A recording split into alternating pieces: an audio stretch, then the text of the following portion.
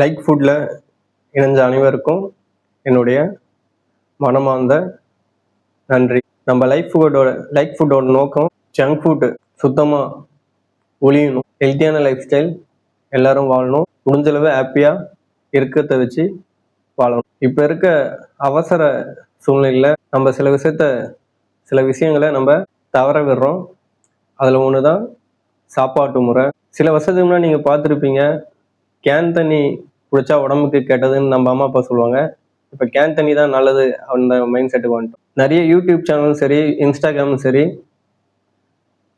நமக்கு உடம்புக்கு தேவையில்லாத பொருட்களை அதிக அழகாக டெக்கரேஷன் பண்ணி விளம்பரம் ஊட்டி நம்மளை சாப்பிட தோன்றாங்க.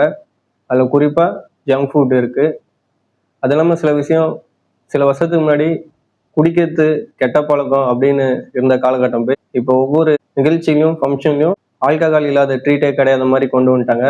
ஸோ அப்போ நமக்கு எது தேவையில்லையோ அதை அலங்காரம் பண்ணி நமக்கு இந்த காலகட்டத்தில் ஹாப்பியாக கொடுக்குறாங்க. அதோட சைடு எஃபெக்ட் யாருக்கும் தெரிய மாட்டுது. சைடு எஃபெக்ட் இல்லை, அதோடைய இன்னொரு பக்கம் நமக்கு தெரிய மாட்டுது. 1000 பிரச்சனைகள் இந்த சொசைட்டியில் இருக்குது. நான் பதிவு போடணும்னு எனக்கு அவசியம் இல்லை என்று நினச்சேன். ஆனால் இது மேல் நான் பதிவு தொடர்ந்து போடுறேன். என் பதிவை ஃபாலோ பண்ணுற அனைவருக்கும் நான் ஒன்றே ஒன்று சொல்கிறேன். இன்றைக்கினாலும் கூட என்றைக்குனா ஒரு நாள் நம்ம உலகத்தை மாற்ற முடியும், இந்த சமூகத்தை மாற்ற முடியும். அதுக்கு நம்ம நீண்ட நாள் ஆரோக்கியமாக இருக்கணும். ஸோ முதல்ல நம்ம ஜங்க் ஃபுட்டை சாப்பிட்றத விடுறோம். ரெண்டாவது, நிறைய பேர் மோட்டிவேஷன் தேடி மோட்டிவேஷன் லூப்பில் போய் மாட்டிக்கிறீங்க. அதாவது நிறைய மோட்டிவேஷன் பார்ப்பீங்க, 2 நாள் 3 நாள் பார்ப்பீங்க, அதுக்கடுத்து திருப்பி ரெகுலர் லைஃப்பில் வருவீங்க. மோட்டிவேஷனாக பார்த்து நம்ம டைம் வேஸ்ட் பண்ணதெல்லாம் போதும். இனி உங்களுக்கு மோட்டிவேஷனே தேவை கிடையாது. இந்த ஒரு உணவு பழக்கத்து மூலியமாகவே நம்ம பல பெனிஃபிட்டை நம்ம எடுத்துக்க போகிறோம்.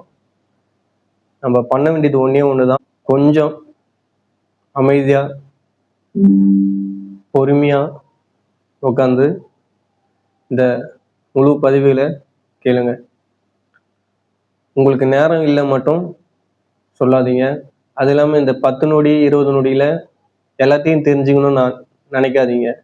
சில இதுக்கு நேரம் அதிகமாக எடுக்கும். ஏன்னா உங்கள் மைண்ட் செட்டை கொஞ்சம் கொஞ்சமாக மாற்றணும்.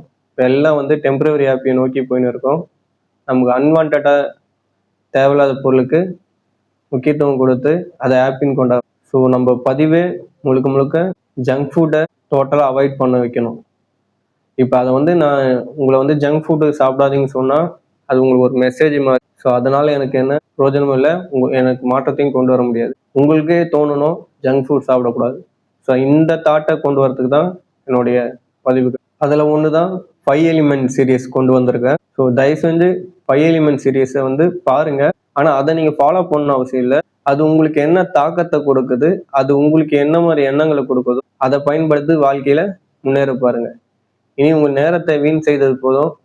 உங்கள் நேரத்தை மகிழ்ச்சியான நேரமாக மாற்றலாம். இன்னைக்கு சும்மா ஒரு இன்ட்ரூவ் மட்டும் கொடுக்குறேன். 2 பேர், ஒருத்தருக்கு சரியான உணவு பழக்கம் கிடையாது, ஒருத்தருக்கு முறையான உணவு பழக்கம் இருக்கு. சரியாக உணவு பழக்கம் இல்லாதவர் அதிக பணம் சம்பாதிக்கிறாரு, அப்படியே வாழ்க்கைகள் போது நல்லா ஜங்க் ஃபுட் சாப்பிட்றாரு. ஒரு 20 வருஷம் கழிச்சு அவர் சம்பாதிச்ச காசெல்லாம் டாக்டருக்கும் மருத்துவ செலவுக்கும் செலவிடுறாரு.